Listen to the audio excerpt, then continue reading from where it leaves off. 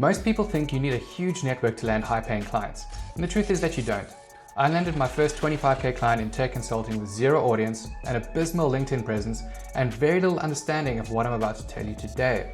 What you really need is just a clear offer, some proof of value, a system for getting in front of the right people, and then giving those right people a form of value that resonates with them. Today I'm going to show you how to do just that, even if no one knows who you are yet. For those of you new to the channel, my name is Mansell. I've been in cyber consulting for the last 12 years for all the biggest names. I've lived on 3 continents and scaled multiple businesses to 50k a month without ever needing permanent staff. So let's get into this thing. So the first thing that we need to look at is why your skills don't sell. And this is a really common problem that a lot of people do.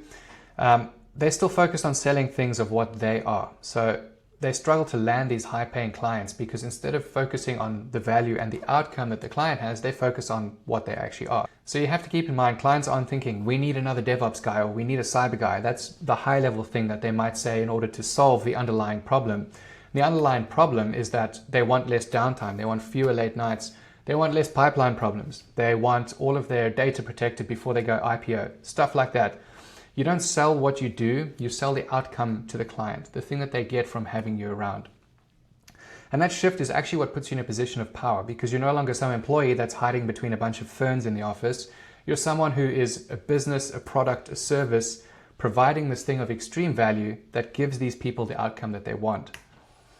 And it's a way better positioning formula to do something like that, because instead of using the role of I'm a cloud architect, you're now saying I help a specific type of company solve an expensive or urgent problem by using my secret sauce formula for getting the job done. And the thing is, when you're writing that sentence for yourself, make sure that it scares you a little bit. So when you're going through this in your head, it should sound a little bit risky, it should sound hyper-specific, and it should almost make you feel like an imposter to some degree.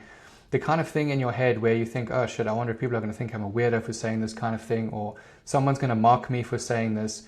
Because a lot of people, when they read things like that on LinkedIn, someone's title that actually has this formula, the people who don't understand why other people use this formula, they think you're a weirdo, or they judge you because they wish that they had the courage or whatever it is to actually put this in their status line. So when you're making it, don't be generic, don't be simple. That's not what you're going for here.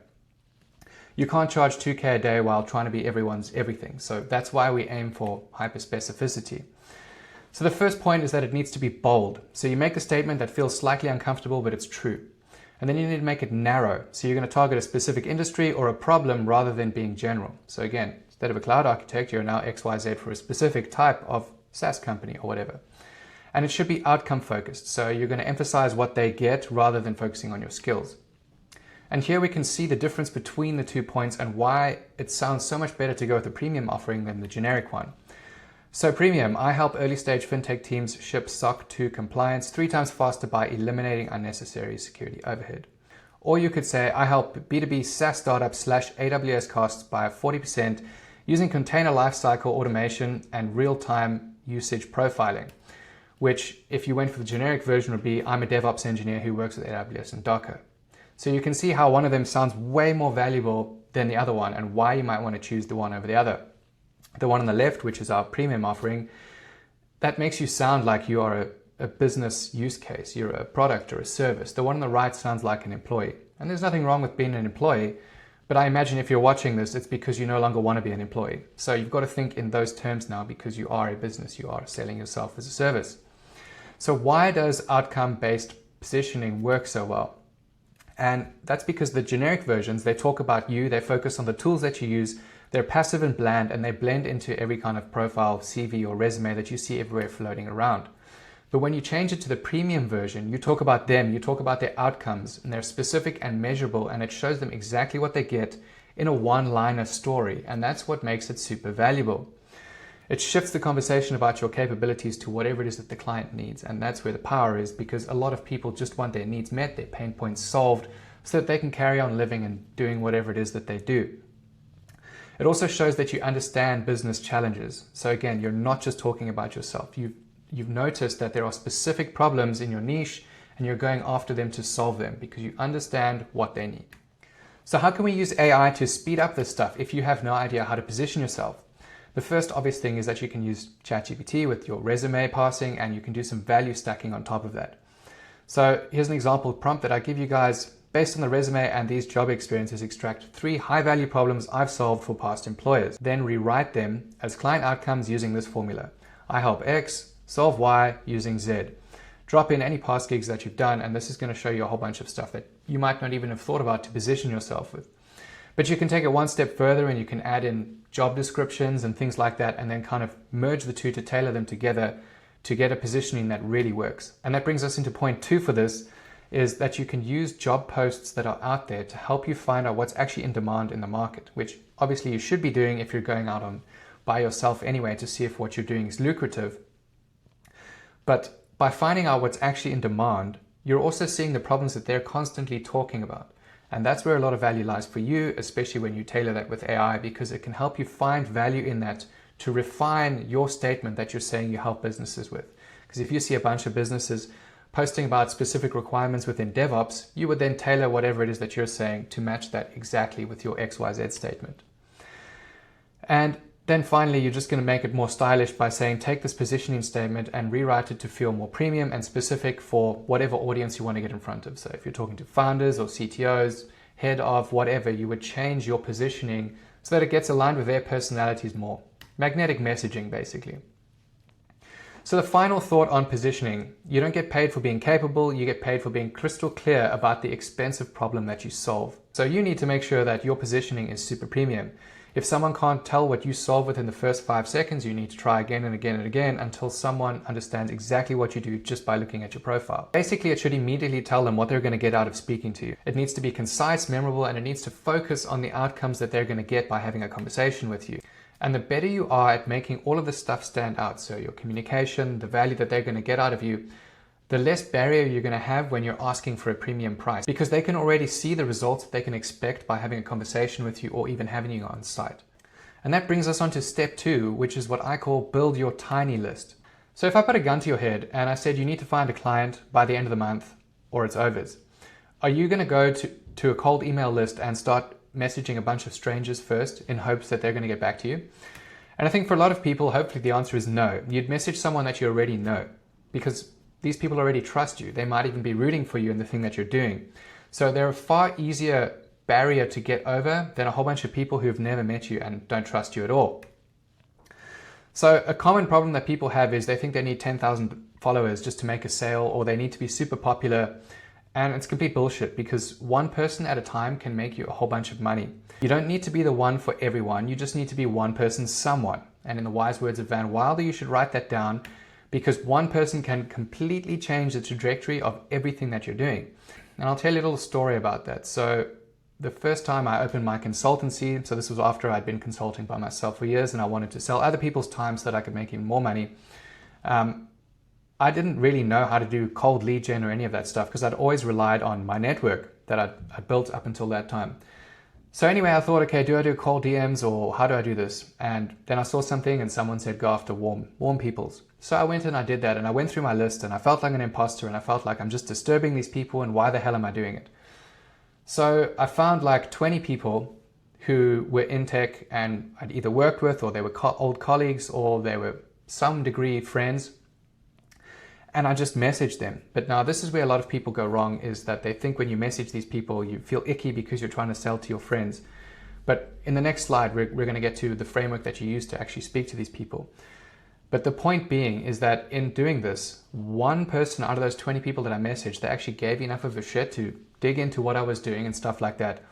And they actually needed the services that I have, which at the time was DevOps consulting.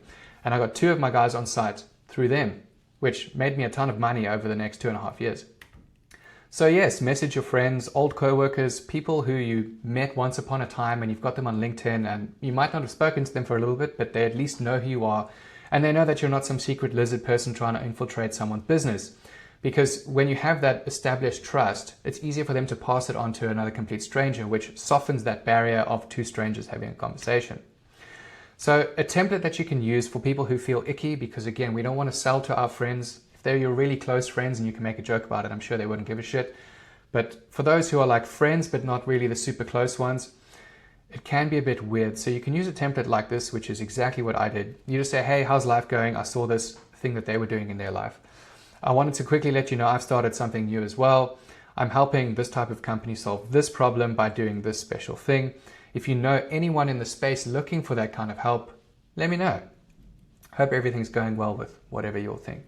And then you can also add other more humanizing things like, oh, we should go for a beer sometime, but actually mean it by adding a date or a day when you're free, so that it doesn't come across as one of those generic things where you have with neighbors, where it's like, oh, we should totally meet up sometime, and you just never do. Again, you need to be really human about this stuff to make it feel less transactional, and then it increases your chance of people actually getting back to you. So an important note on this is that you're not asking them to buy anything from you. You're just asking if they know of anyone who might need help in this space. So it avoids that direct conflict with them.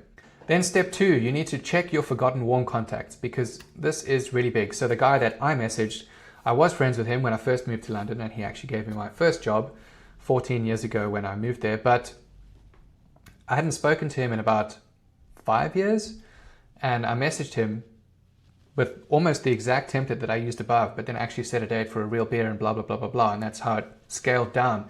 But the point is, he wasn't like top friend, speak to him every day kind of person. It was just someone who I did know in my network. And a lot of people have this stuff. They just don't think about it every day. So who do you look for? Past colleagues, clients, managers, people you impressed but you lost touch with, pretty much anyone. Like I said, people who know that you're not a lizard person. Just go and speak to those people. They're definitely on your LinkedIn, your WhatsApp. They're hiding everywhere. Go and make this tiny list. And after you found at least 10 of them, again, you're going to use the template that we used before, where you focus on them first. If they're doing something that you can see publicly, compliment them on that. Find some more hyper-personalized stuff to talk about before you jump into your thing. Let them come to you and ask you and say, oh, how's life going with you? What are you doing? And then you can tell them about that. And it makes it seem even less weirder than using the previous template. So a lot of people aren't going to respond. I mean, people that I helped once upon a time didn't even respond to me. So that kind of thing does happen. You don't take it personally. You just move on to the next one and the next one, the next one. And eventually, someone will hopefully get back to you. It's obvious that you want to go after people in tech first, because that's our role here. We're all working in some form of tech, but don't discriminate and only focus on those people. If you have people in sales or whatever in your warm list, speak to them. Put them after the tech people, but speak to them, because they still have technology that their company is using. They still have people in their company who are techies that might need help or they can introduce you to. So again, because they're warm, you have that option with trust established already. So a final thought that you need to have for your list is you need to remember you're not trying to be the one for everyone, just that one person, someone. And it's really important to remember that, because if you have 10 people, cool, and they all say yes, then you're going to make a fortune, and that would be amazing. But all I needed was that one person for a 2-year stream of income, and I didn't even have to do any of the work. So if you focus on small wins like that, that just this one thing is going to change everything, it helps break down how big and scary it can be to try and sell yourself or other consultants or build a business. Again, we're trying to chunk the process down to make it simpler. Start small, start close, and start with people who already like you. Then after the first deal closes, you're going to have that social proof, because they've gotten you in the door. You've either been on site or one of your consultants has been on site. So you now have this social proof that you said you could do this thing, you then went and did this thing, and then someone hopefully left you a review or they refer you to someone else because you now have done an awesome job for them. And it removes this pressure of needing a large audience, because I still don't have a massive following on LinkedIn. I hardly use LinkedIn in that sense, depending on whatever it is I'm trying to do. But I still rely on my network. Pretty much everything I do is word of mouth from someone saying, oh, I know this guy, he does this, or Mansell does this, or I'll even go up to people still to this day, old project managers from things that I've worked on, and say, hey, I'm on the bench at the moment, I'm trying to do XYZ, do you have anything for a cloud migration or something like that? And in the last 6 months, I've used that twice and gotten work twice just from doing that. So it's super important that these one people will always change your trajectory. And that brings us into step 3, which is the warm intro bridge. So at this point, you've got a clear, punchy offer that tells people exactly what it is that you do. You've reached out to all of your friends and any ex-colleagues, and eventually someone got back to you and they made an intro, and this is where the jackpot happens. So what do you do next? You absolutely don't pitch. Don't just shove your fist right in there and go straight into selling, because that will turn people off immediately. You need to earn the next step by being useful to the person that they introduce you to. This is where most people fumble, because they either oversell or they underwhelm.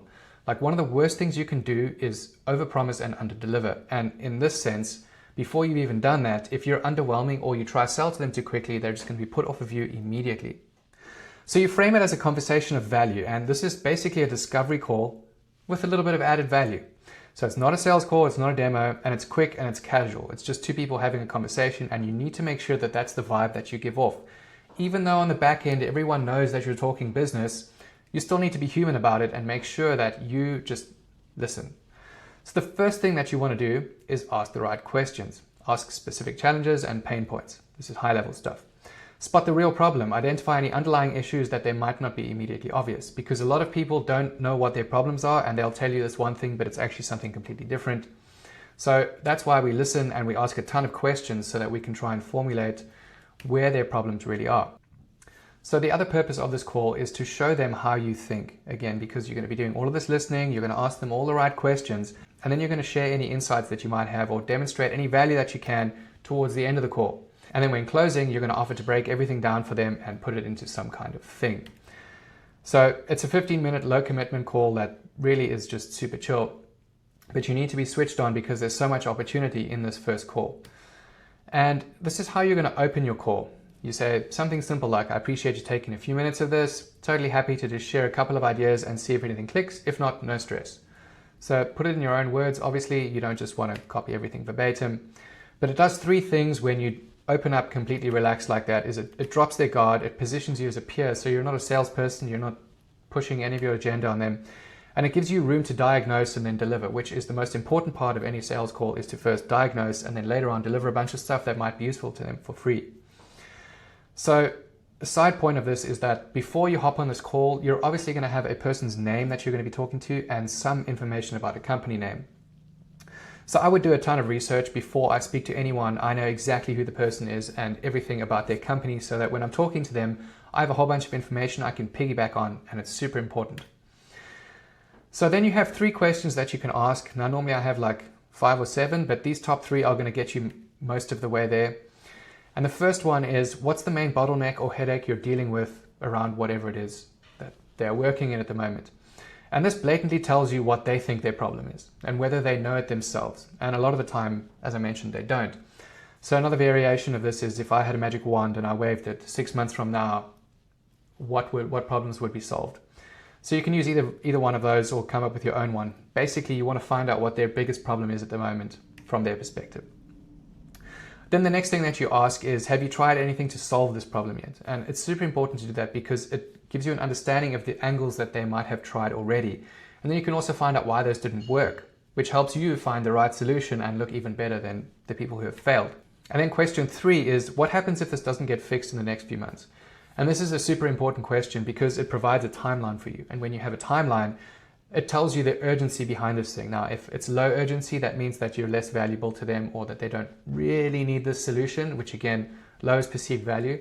But if it's super urgent, it makes you even more valuable. So these things are good to know, but it also means that they have an idea of how long this problem might take to solve. For instance, if they say, oh, we need this solved in a week, but it's this massive project that should take 2 months, you know that their expectations are completely unrealistic, in which case you also need to set those later on before you get to site, or if they end up hiring you, you need to set the expectation that, okay, you need this solved by next week, but it's a 6-month problem. So that's again why we would ask this question on timelines. So these questions cut through the noise really fast, and they help you understand what makes you expensive to these people. Because within these 3 simple questions, you can pull out a ton of value and set expectations with the client and hopefully give them a positioning that makes you even more valuable. So then the next step is to deliver some form of micro win. So before the call ends, you give them one solid insight. It's that straightforward. It's something that shows you've done this before, you're not just guessing, and you're already helpful without them needing to have a contract or put you behind some kind of paywall, as in why did they join the call in the first place? So you find pain points to add value while you're talking to them. And that's why we ask so many questions and why we don't do all the talking, we do all the listening. Because the more you do that, the more they're going to divulge to you, and the more you can find areas where you can quickly find some form of value to add at the end of the call. So let's say, for instance, that you were talking to a CTO of a startup somewhere, and they mentioned, yeah, we've been dealing with slow deployment times and some weird AWS cost spikes. We have no idea what's causing it, and this is a really common problem. Then obviously, because you went to them as an AWS expert, not a person who's been dealing with refrigerators for the last year, you have an opportunity to show them some value of what that could be. So you'd say something like, yeah, I've seen that combination a few times. It's usually caused by XYZ. One quick win you can try is blah, blah, blah. And then you say also if blah, blah, blah, blah, blah. So that's 3 points of value that you've given these people, and why we call it a micro win, because you've given them 3 different avenues to take, to explore, to see if it solves their problem. You spotted the root of their pain, you gave them an immediate next step, and you just proved that you're actually a pro without needing to write a single proposal for them. And that's how you turn an insight into a consulting gig. So you can see why it's super important to go to the call having an understanding of what their problem could be, but also knowing how to actually solve the problem. So again, a lot of time the problems all relate to simple things, and even the conversation that I put on this slide is a super common problem that you can solve really easy. And it brings us on to step 4, which is the audit or the free day. And a lot of people hate doing this kind of thing. I have no idea why. And it's the reason why a lot of people fail, because again, they either try at the end of that call, they'll try and push themselves in there immediately and assume the sale and say, cool, so should I sign myself up, or whatever bullshit they want to take to assume the sale. But I hate assuming a sale because there are much classier ways of doing it, even if you don't want to offer them free work. But my mindset has always been to offer a free day or an audit of something, because when you give people free stuff, it gives them a whole bunch of insight into who you are and whether you are the expert that you say you are, as we'll get into in this slide. So the first thing, when you get to the back end of that call and you've now given them that little bit of insight into what their problem could be, just stay patient and stay silent. See what happens. I don't mean sit there for 3 minutes and just stare at the screen.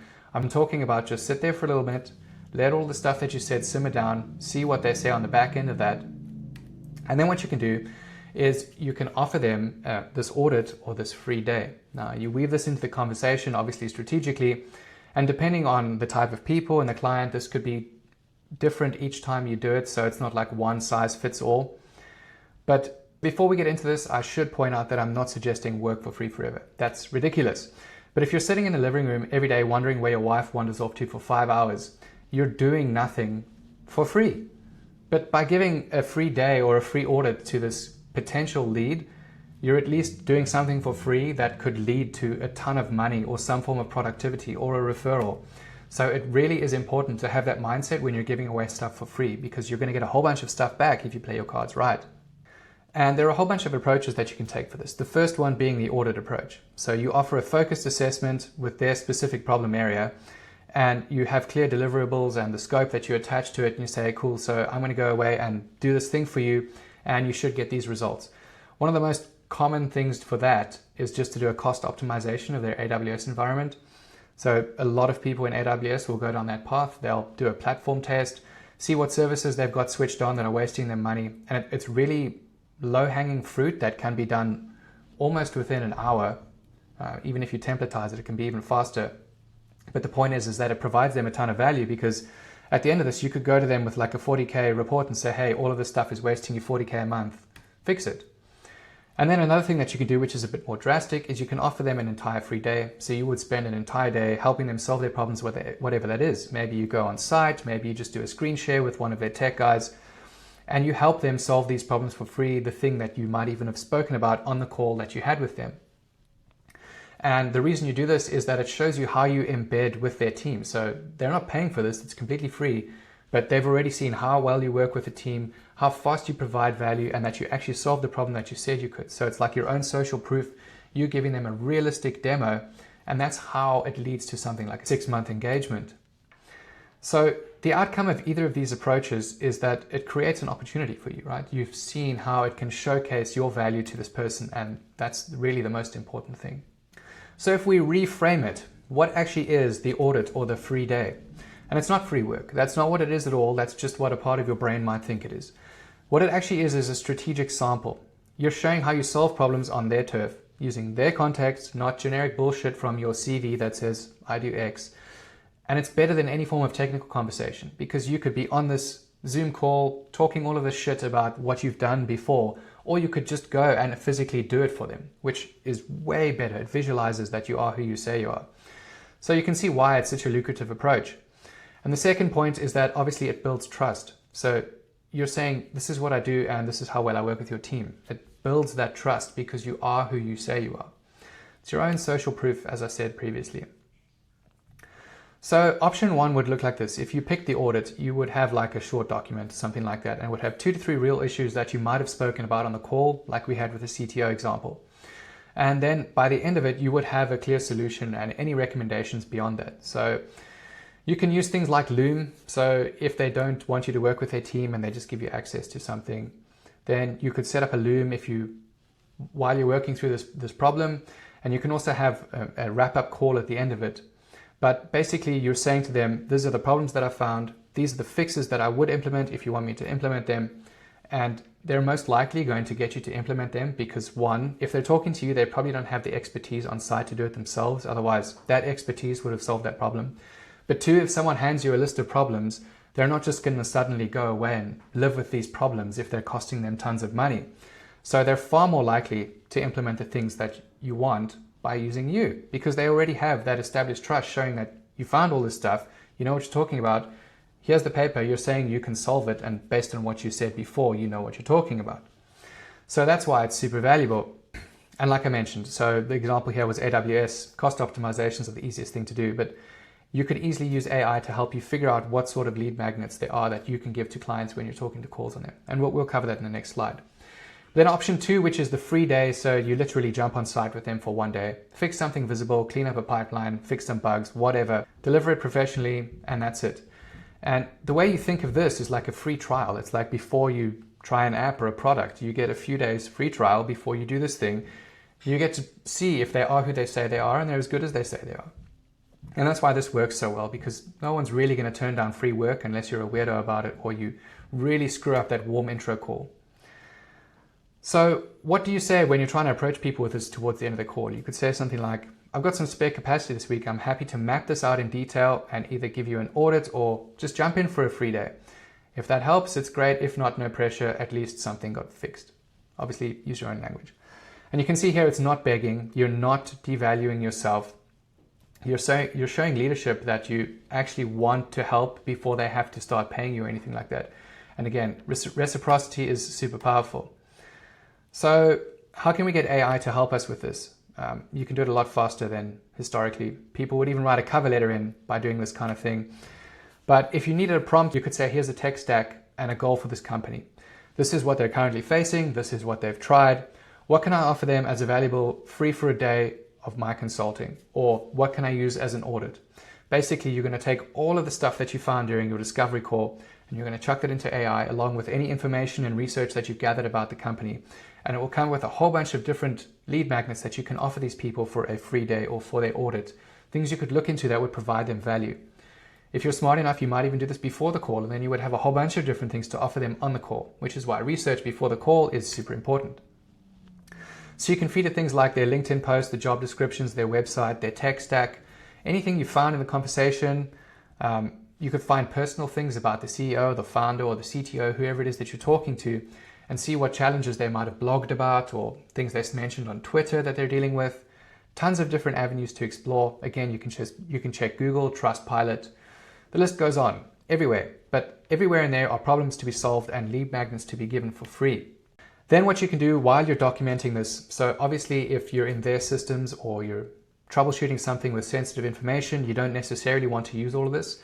But if you're just trying to build some form of like standard operating procedure or a playbook on how to do something, you can do it on your own computer or your lab, and you can use something like Scribe, which is just a browser plugin that with AI built in, and it will actually follow whatever it is that you're doing, and it will build you a standard operating procedure based on that. So it's super valuable when you're trying to demo products or something. So I have a friend who built this app that plugs into this cyber program, and I just gave him this program to have a look at because he wrote like 100 pages of technical documentation with pictures of how everything works. And ironically, this AI will now go away and do that to 80% or 90% of what he did. So keep that in mind. There are all these tools that make these things a lot faster. And again, Loom is super useful when you're trying to explain things to people privately. Just take a quick video and you send it to them and say, this seemed to be a problem. This is how we fixed it. This is what I would do to make it even better. So in closing, you really don't need a big network. You just need that one person. You don't need any automation. That comes after you find that one person. After you find that one person, you can start automating all this stuff. And then you start looking into cold DMs once you've exhausted your network. Or if you want to grow really fast, you incorporate it alongside your warm network. that's for another video, many of which I've already recorded. Because here's the truth, the consultants landing high ticket clients, they're not really the most popular ones. They're the ones who are most relevant. They're the ones who are most useful, most clear, and the most human to whatever business out there is looking to get their problems solved, or maybe not even looking and get referred someone like you who provides them this value. But if you use this framework that I've outlined in this video, you're bound to land someone from a warm lead if you do it the right way. Because like I said, I've done this consistently over and over and over and over again, so it 100% works. So that's it, guys. Feel free to leave a comment below about anything you want me to cover in a later video. Always happy to help people where I can. You can also check out my community where we're helping people get six-figure consulting careers every single day. I'll see you guys in the next video.